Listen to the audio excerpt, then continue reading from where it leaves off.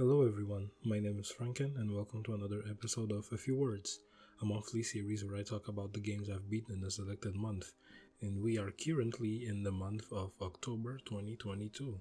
This has been quite an interesting month. I decided to delay this video for a bit because the Bloodborne video is out now. So if you're watching this and you didn't notice the Bloodborne video, what are you doing? Go back and watch it. But yeah, I delayed the video because I didn't want to have three straight a few word videos from when August, September, and October. That would look weird. That would look like someone that doesn't take care of his channel, something like that. But yeah.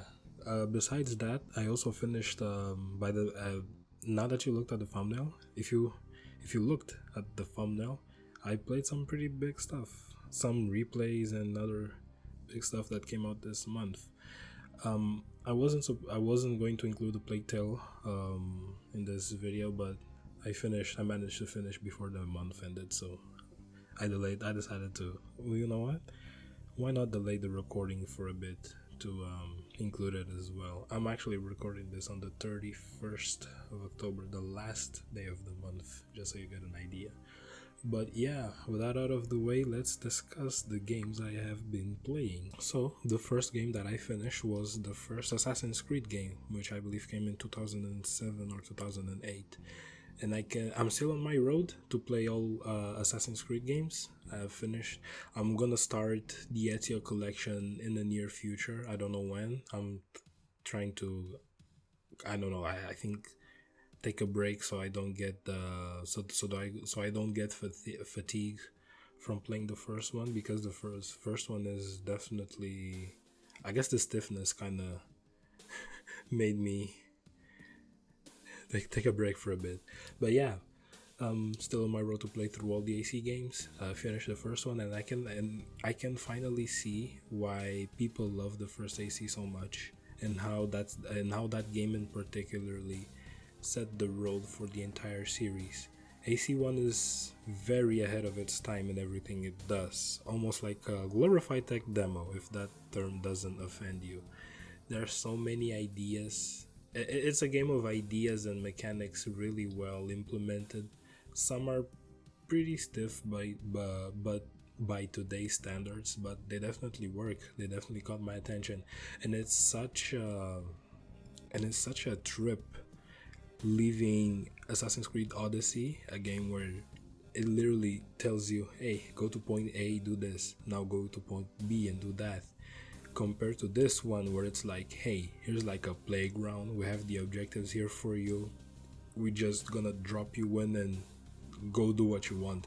And it's really impressive. It's really rare Ubisoft games doing that nowadays, which is kind of sad to say that. But yeah, there is some repetition in the structure of it, kind of like climbing the towers, because you're pretty much doing the same thing. Reach the city, climb the towers, scan for the objectives, then go to each objective. Some objectives are pretty repetitive and the parkour is pretty stiff, but it works. It's you really have to be patient if you want to really enjoy what the game is doing. Besides mechanics and ideas, that game is surprisingly immersive.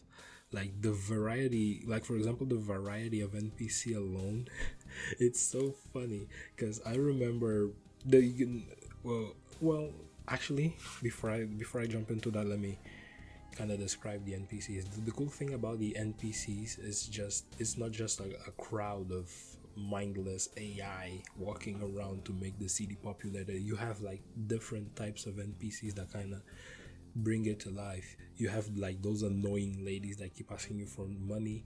Well, not annoying, they're desperate, but still.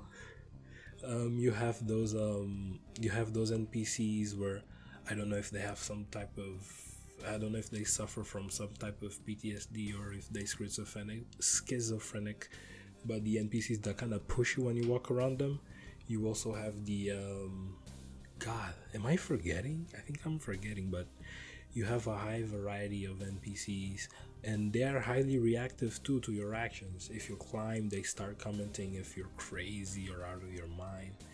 if this is actually a tiny detail in that, and I don't know if many people catched it, but one of the beggars, when they ask you for money, if you try to run away by climbing, they can throw rocks at you, which is which is kind of scary, but it's a thing. Um, Other than that, gameplay, gameplay, gameplay is very stiff when it comes to parkour and combat. Combat is really simple. I think that's one of the game's biggest weaknesses, because it's just mashing buttons. Or if you're smart enough, you could rely on the auto block. No, not auto block. I forgot the name of the move, but it's the move that you execute as soon as an enemy counterattacks. Yes, you can execute counterattacks if you time your attacks correctly, and that saves you a lot of time. It's you have to wait a lot for the enemy to come and hit you, but you yeah, just beating the game on counterattacks is enough, which I think is a fault the devs maybe didn't notice back when the game came out. But yeah, it goes back to that point of the game kind of being like a glorified attack demo, but it served its purpose. It's not bad. It's just repetitive. It's just repetitive. Um, the story reminds me a lot of Souls games, in the sense where the mystery and circumstances dominate majority of the ongoing narrative, and it's great. You get those tidbits of stories when you're playing as Desmond. You can you They never kind of like shove you down the narrative. The narrative is optional. Once that doctor goes out of the room, you can talk to, I think her name was Kelly. I don't know, but that lady, you can talk to her. She'll give you some backstory into the what's going on, your current conditions, explain you a bit of the back lore of what you're doing in the building, the assassins, the Templars, and stuff like that. And there comes a point where if you insist on talking to her, she just stops and gives you like, hey, don't you got something else to do? Aren't you tired? Don't you want to go to rest? And it is really interesting, capping the kind of like the modern day mystery like that. When it comes to Altair and his involvement in the story, is not as mysterious as the real life stuff, but it is a really well it still remains as a really well structured story of, hey, you got bad guys to hunt, but then slowly but surely you're not hunting the quote unquote bad guys, because from my perspective, I think everybody on that story is just bad. Just they're just bad people in general. But you're what's the term I'm looking for? You're an assassin working for a bad guy who wants other bad guys killed. So when you get the other bad guys killed, the bad guy with the apple of Eden just wants to become bad. I guess that's what I'm trying to say. But yeah, the game still looks visually beautiful. If you have an Xbox Series X, or yeah, if you have one of the newer Xbox consoles, you can play that game at like 4K or 1440p, depending on the console, at 60 FPS, which helps a lot. Especially the 60 FPS helps deal with some of the stiffness of that game, because I cannot even imagine that game at 30. I guess you can also play it on PC, but the PC version doesn't have the button prompts if you don't install a mod. So I just went with the Xbox version, which it's the most, I guess, accessible way of getting to it. So with that out of the way, let's jump into the next game. And the second game that I've beaten this month, or rather replayed it, was God of War 2018. Now, for context, I originally played it when I was 16 years old, because the game came in 2018. So just as a rough estimate, if you want to guess how old I am, just count the current year, subtract by 2, and there you have it. I'm 20 years old right now. But yeah, I originally played it when I was 16 years old, and I thought it was an okay experience. The story was good and combat was okay. And the RPG system, I really hate that RPG system. It doesn't make sense in the overall game. It feels like it's only connected to the combat, and I feel like that kind of minimizes the impact it could have had. Not just that, but there's just a lot of fluff that doesn't make sense. And like in specific combat encounters, it makes sense having that RPG system. I guess I'm sorry, I'm just overcomplicated myself, but long story short, I'm not a big fan of the RPG system they came up with the game. So after that, I moved on. Now with Ragnarok coming, in a few days from now, I think in 2 weeks, yeah, I decided to replay the game with fresher eyes and the mindset that I have now that I'm 20 years old, and through the multitude of experience that I went through the last 3 years, like I like those 3 years alone made me grow up in a level of maturity that I would have never expected. That maturity also brought kind of like an emotional appreciation for stuff I didn't use to appreciate back then. So yeah, I really wanted to see if that change would make me think of the game in a different way. And now that I finished it, I really came away more welcoming and warm about the experience. I still don't think it's a masterpiece, but I can now see why people say so, and I can definitely resonate with some of the experiences that people have been having with the game. The narrative, for example, clicked for me way more than it did in the past because I hit that said level of maturity I didn't have back then, and that made me appreciate the nuance and small detail in character actions, especially Kratos. I gotta say, man, I love Kratos. It's so funny. It's so funny having Kratos deal with another human, because in the past 3 4 games, you just have this like violent dude. Well, I don't want to stigmatize him because he had his heartfelt moments, but for the most part, Kratos was an angry guy, and most of his emotion was through rage. But now it's so funny having Kratos like kind of leaving that past behind, maturing, controlling his emotional level, and now having a kid and dealing with a kid. And it's so funny when Atreus is like talking back to his father, and Kratos is like, bruh, did you just talk to me? Did you just reply back to me? Like, it's so funny how those two play off. And the actors, the Christopher Judge and I forgot Atreus actor's name, they have such a good chemistry together. I really love seeing their bond.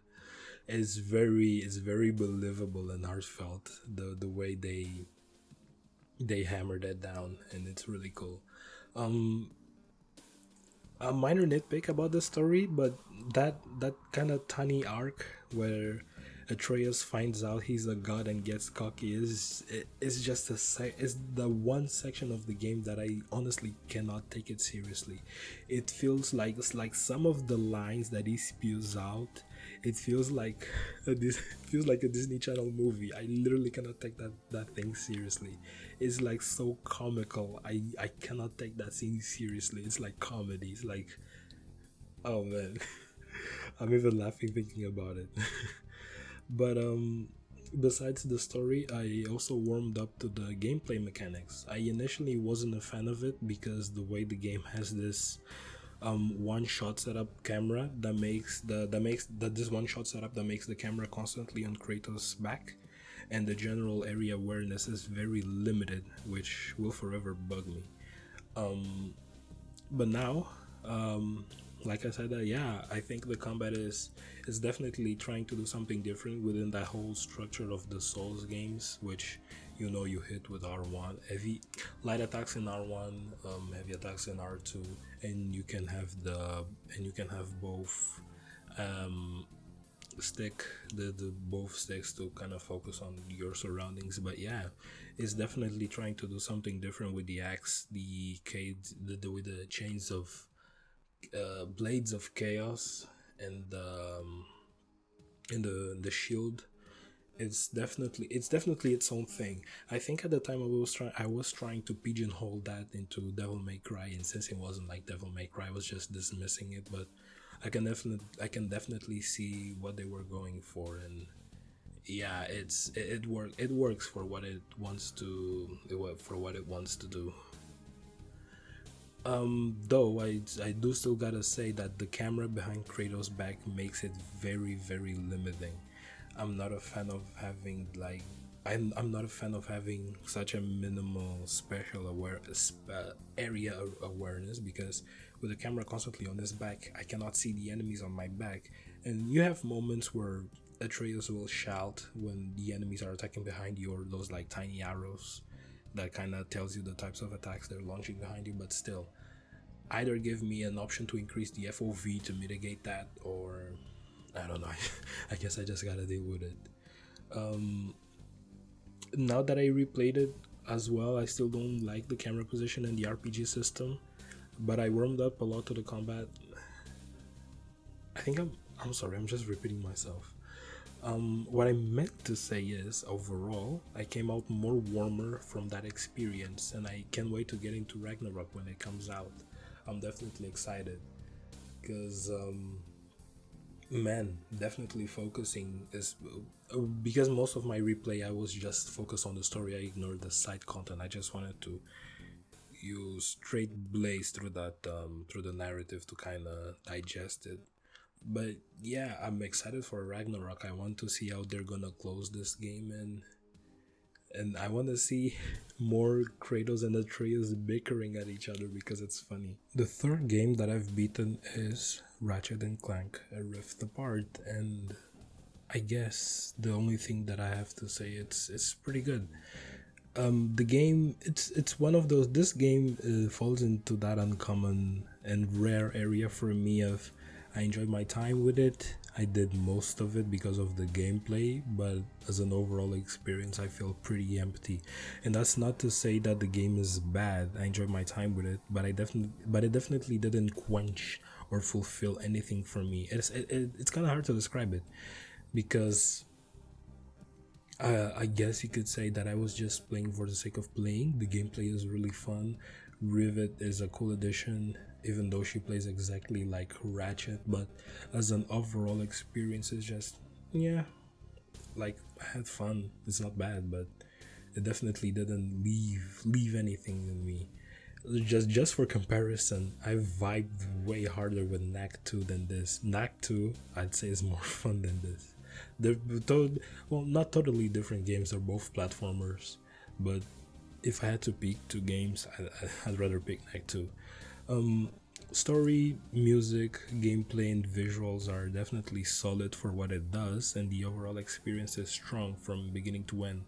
But I guess my main thing is that it plays too safely. I feel like if they took more risks, I don't know how, by the way, it would have definitely leave a larger impact on me. But as of now, it does what it needs to do to be a solid game. I guess that's my main general feelings with the game. Like, the combat, it's similar to previous Ratchet games. The music is kind of experimental, but actually, now that I think about it, but it still falls into that really safe orchestral area. The story is the typical, oh no, new baddie, let's save the day. And Ratchet had more complex writing in his previous games, which is kind of a shame when I look at it. But yeah, also the rift mechanic felt a bit underutilized. They felt more like zip points during combat. No way different than zipping in Spider-Man, and I wish they did more with it. It had its purpose on the story, but in gameplay they were just relegated to exploration and in combat, and you could only zip through them. They could have done so much. I don't know. Well, I kind of have some ideas, but it's hard to describe. But genuinely, I think they could have done more stuff with the rift mechanics. But other than that, I have very little to say about this game. If a game doesn't leave a large impact on me, then I talk little about it. So there you go, Ratchet and Clank Rift Apart. Play it if you want. It's good. It does what it needs to do. Gameplay is fun, but as an overall experience, I'm kind of empty about it. So yeah, the fourth game, and even more offensive than Ratchet and Clank in terms of emptiness, is Bright Memory Infinite, and it's okay.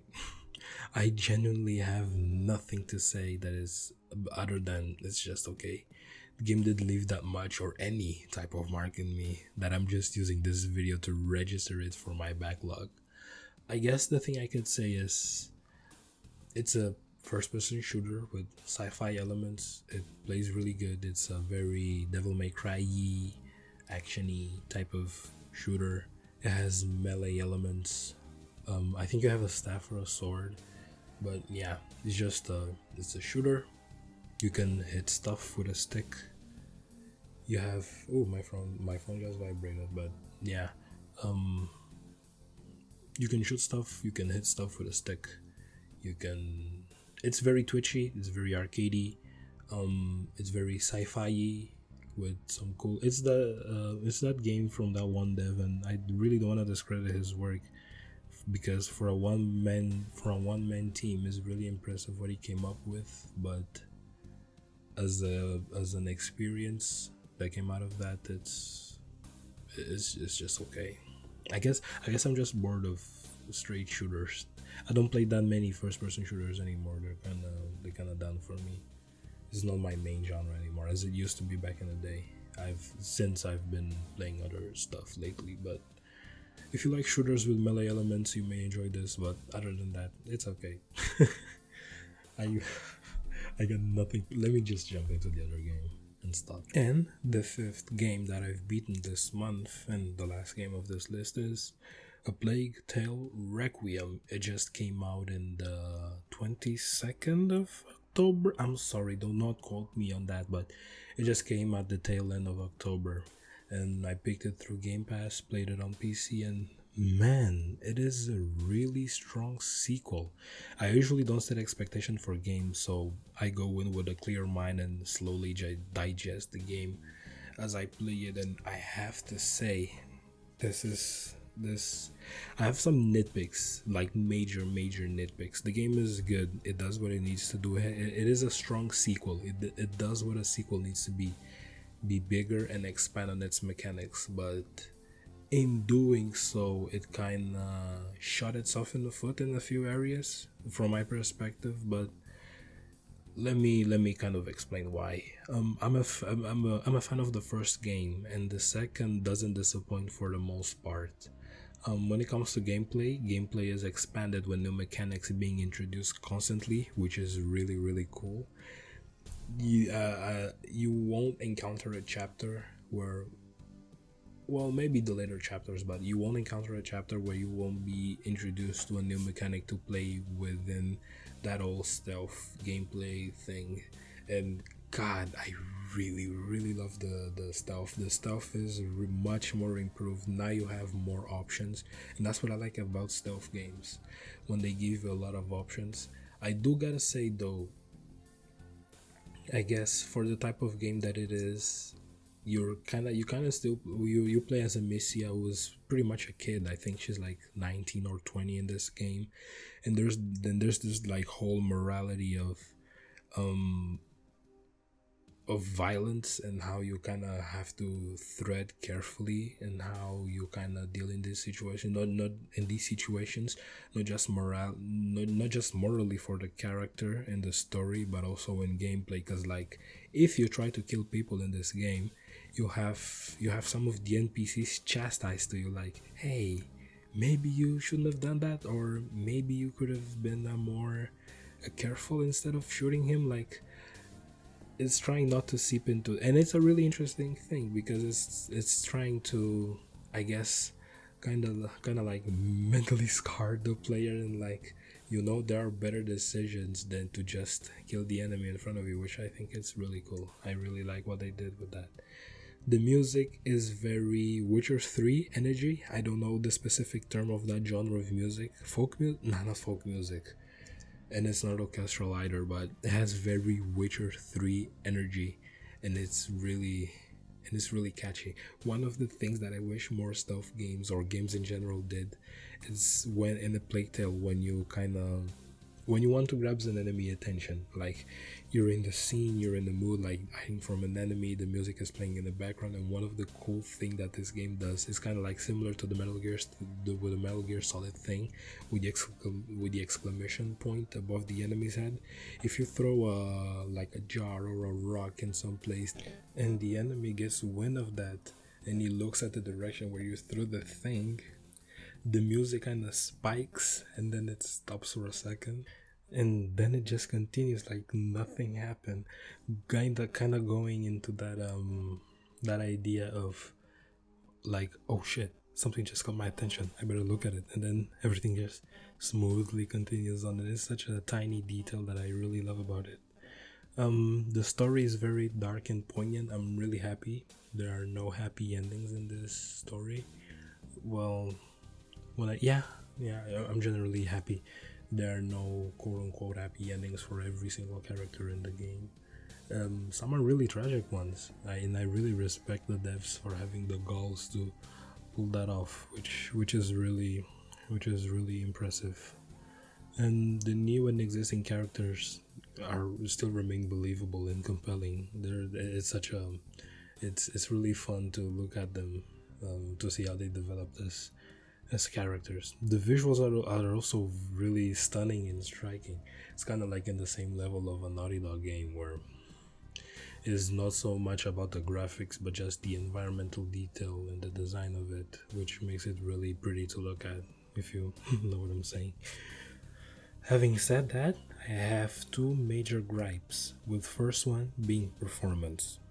I get the 3000 rats being at least one of the culprits for the bad performance, but Jesus, playing this in a 3070 Ti laptop, and boy did it struggle to keep a consistent 60 FPS.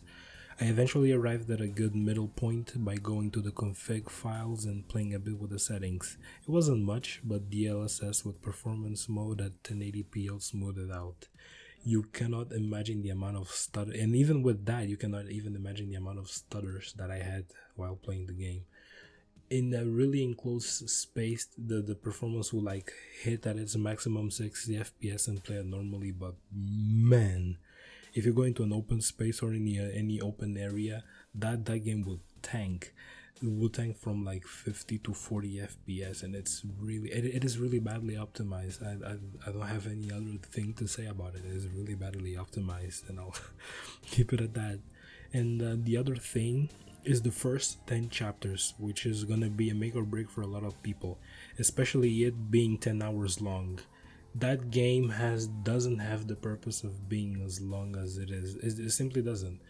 The first game, for comparison, the first game has 16 chapters, 16, 17, I think 16, and you can beat it in 10 hours. This game has 17 chapters, and you can beat it in 20 to 22 hours. And believe me when I tell you, like those first chapters alone, the pacing is so all over the place. You could have cut a few sections to make it more concise and quicker, because once you pick up from chapter 11 onwards, like the pacing is constant. It is really constant and ongoing in directions you're really not expecting. I know, like the first chapters, with it being 10 hours, like need to first establish what is going on, but believe me when I tell you that some of those sections could have easily been cut just to accelerate the pacing, because it is way too long and they do not deserve to be that long. And it's by far the game's lowest point for me, but other than that, it's a solid romp. I strongly recommend you play A Plague Tale if you're willing to get past those first 10 chapters. Then afterwards you're in for a good time. And believe me, it's a strong contender for Game of the Year. It's not my Game of the Year. My Game of the Year still remains Elden Ring, but yeah, if you plan on playing this, I believe you're gonna enjoy it. And with that, we come to the end of another episode of A Few Words, a monthly series where I talk about games I've beaten in a selected month. I hope you enjoy my commentary. I had some fun with these games. Others were just like, nah, it's fun. I'll just throw it in a garbage bin, I guess. But update. I'm currently working, as of the recording of this video, I'm currently working on 2 videos. The Bloodborne video is out. I'm not gonna say which. I'm not gonna say what the 2 other videos are about, because I know if I talk about it, I'll eventually get demotivated and I'll work on it, like the Sifu video. But yeah, I'm still on the writing stages for both of 2. So yeah, like I said in the beginning, the Bloodborne video is out. I believe by the time this video comes out, it's been out by a week. So Go back, look at it. It's 30 minutes where I gush about Bloodborne. Is an incredible game. It's a good Souls game. Other than that, subscribe if you enjoyed the video. Leave a like. Share it with share it with friends. Follow me on Twitter at FrankenSama. If you want updates on this, if you want updates and memes on shit that I do, and I hope I see you next video.